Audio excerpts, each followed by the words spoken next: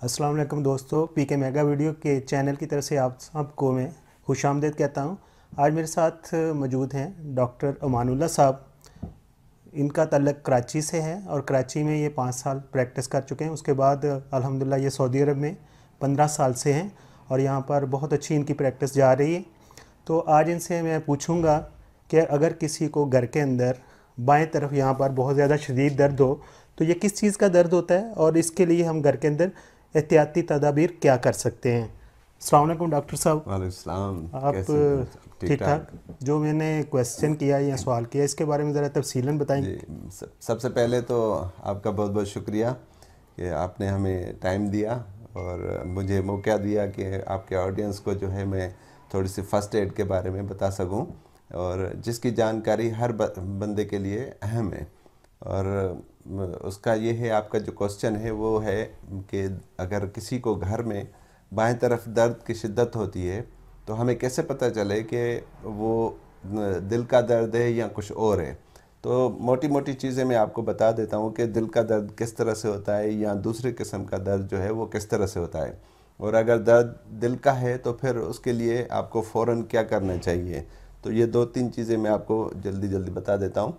तो उसमें यह है कि पहले तो मरीज़ को जब दिल का दर्द होता है तो उसकी शिद्दत ये होती है कि वो बहुत तेज़ होता है। एक जैसे किसी ने कोई छुरी या चाकू से कोई आपको वुंड किया हो या ज़ख़म दिया हो, इस तरह का शिद्दत वाला वो दर्द होता है जो अंदर से निकलता है। ठीक है। और दूसरा, उसके साथ साथ जो दर्द है वो आपका ऊपर बढ़ता जाएगा दाएं तरफ, और मरीज़ आपको किसी एक उंगली या 2 उंगली से नहीं बताएगा। जैसा कि आपको कोई मरीज़ बोलता है कि मुझे यहाँ दर्द हो रहा है या यहाँ हो रहा है, ये दिल का दर्द नहीं है, ये आपका गोश्त का दर्द है। तो दिल का दर्द का जो मरीज़ है उसका पूरे का पूरा हाथ फ़ौरन ही बग़ैर उसके अटेंशन के वो हाथ ऊपर ही आ जाएगा उसी जगह पे जहाँ उसको दर्द होता है, क्योंकि दिल पूरे एरिया पे होता है। तो दिल में जब दर्द होता है तो पूरे एरिया को कवर कर लेता है। तो फ़ौरन ही मरीज़ अपना हाथ जो है दायां वो दिल के इसके ऊपर रखेगा कि मुझे यहाँ दर्द हो रहा है। फिर वो दर्द जो है आपका ऊपर बढ़ता हुआ आपके गर्दन तक जाएगा, फिर गर्दन के पीछे आपका शोल्डर जो होता है उसके पास जाएगा, और जिसको हम रेफर्ड पेन कहते हैं। और उसके साथ साथ फिर बाएं तरफ जो है आपके शोल्डर इसमें बाजू में जाएगा, और मरीज़ को जो है बहुत सारी स्वेटिंग यानी पसीने आएंगे। तो ये अलामत होती है दिल के दर्द की। और अगर दूसरा दर्द है, जैसे मैदे का भी दर्द हो सकता है, फेफड़ों का भी दर्द हो सकता है, तो गैस का भी हो सकता है, मसल्स का भी पेन हो सकता है, तो वो एटिपिकल होता है, वो ख़ास उसका कार्डियो का नहीं होता। उसके साथ साथ आपके दूसरे अलामत नहीं होंगे, वो सिर्फ आपको दर्द होगा। तो ये जब आप अगर दिल का दर्द आपको फ़ील हो कि हाँ ये अलामत हैं दिल के दर्द की, तो आपको क्या करना है उस वक्त आपके पास अगर कोई एस्प्रिन वगैरह, ये तो आप रखा ही करें घर में। एस्प्रिन हर बंदे के लिए ये ज़रूरी है, क्योंकि 40 साल के उम्र के बाद तो हर बंदे ने एस्प्रिन यानी खून के पतले करने की दवाई और ये दर्द की दवाई भी है, तो ये आपने रखनी भी है घर में, ताकि अगर खुदा न खासा किसी को सर में दर्द भी है तो आप एस्प्रिन देंगे तो उसका सर का दर्द भी ठीक हो जाएगा। लेकिन उसका फ़ायदा ये है कि इन केस अगर किसी को दिल का दर्द हो जाता है तो एस्प्रिन अगर आपके पास पड़ी हुई है तो फ़ौरन ही आप उसको ज़बान के नीचे रखवा दें, ताकि वो जो एक ब्लॉकेज बनने के जो चांसेस होते हैं वो स्टॉप हो जाएंगे। तो दिल का जो आगे जो मरहल हैं, वो जो सॉरी जो मसले मसाइल हैं वो बढ़ने से रुक जाएंगे।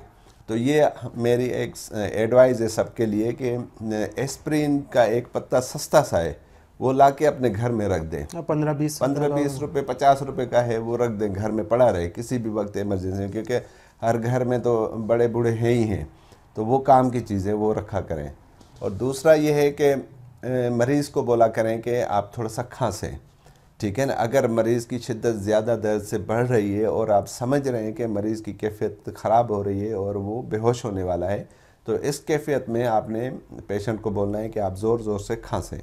खांसने का मकसद ये है कि आपके जो फेफड़ों में हवा भर जाएगी, फुल भरेगी, तो फेफड़े उनको हार्ट को टच करेंगे तो जो दिल है वो अपनी मूवमेंट जो है जो वो कंटिन्यू रखेगा। और उसकी मूवमेंट कंटिन्यू रखने से क्या होगा कि आपका जो खून का बहाव है पूरे जिस्म और दिमाग की तरफ वो रवानी से चलता रहेगा।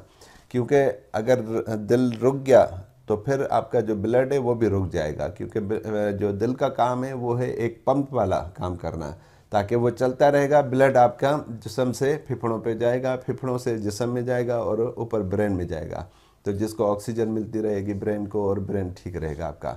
तो खांसने का रीज़न यही होता है। और उसके बाद अगर समझते हैं कि मरीज़ बेहोश हो गया उसी वक्त, तो ऐसी कंडीशन में आपने फ़ौरन ही एक CPR कहते हैं हम मेडिकल टर्म में, जिसको कार्डियोपल्मोनरी रिससिटेशन कहते हैं, तो वो फ़ौरन ही आप मरीज़ को उसमें शुरू कर दें। वो ये होता है कि दिल के सीने के ऊपर एक हाथ रख के दूसरा उसके हाथ के ऊपर रख के उसको ज़ोर से दबाते रहें। ये तकरीबन ये अमल आपने 100 दफ़ा करना है। और उसके बाद अपना मुंह उठा के उसके मुंह में से हवा भरें 2 मरतबा।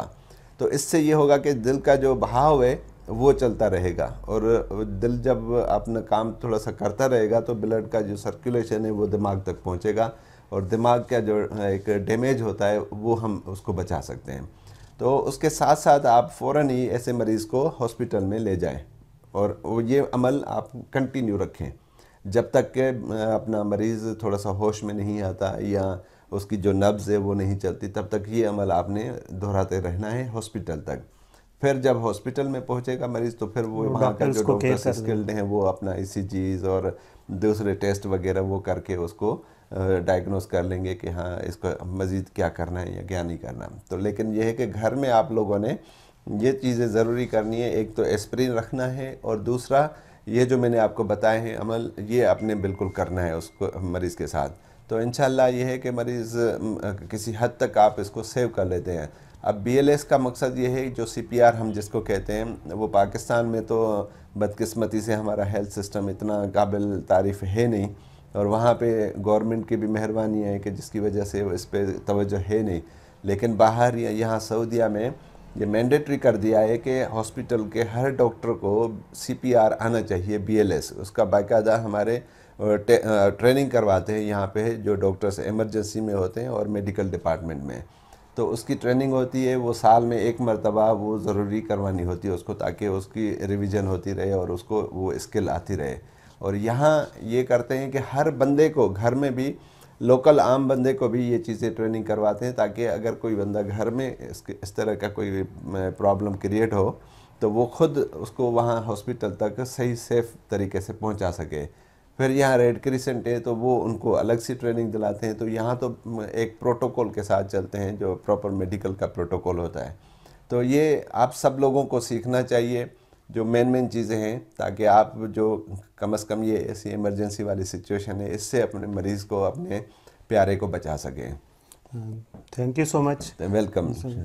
आखिर पर मैं ये कहना चाहता हूँ कि डॉक्टर साहब का WhatsApp नंबर है जो हम स्क्रीन पर दे देंगे, और इसको आप ऐड कर सकते हैं। घर के अंदर कोई भी किसी तरह का हेल्थ के कंसर्न जो प्रॉब्लम हो तो आप इनसे डिस्कस कर सकते हैं। आप वॉइस मैसेज भी कर सकते हैं इनको, और इनको लिख के भी आप भेज सकते हैं, इंग्लिश में भी उर्दू में भी। और इसके साथ साथ मैं ऐड करता जाऊँ कि डॉक्टर साहब को काफ़ी ज़ुबानों के ऊपर अबूर हासिल है, जिनमें शामिल है इंग्लिश, अरबी, उर्दू, सिंधी, पंजाबी भी समझ लेते हैं। तो आप किसी ज़ुबान में भी आप वॉइस मैसेज करके भी इनसे मशवरा ले सकते हैं।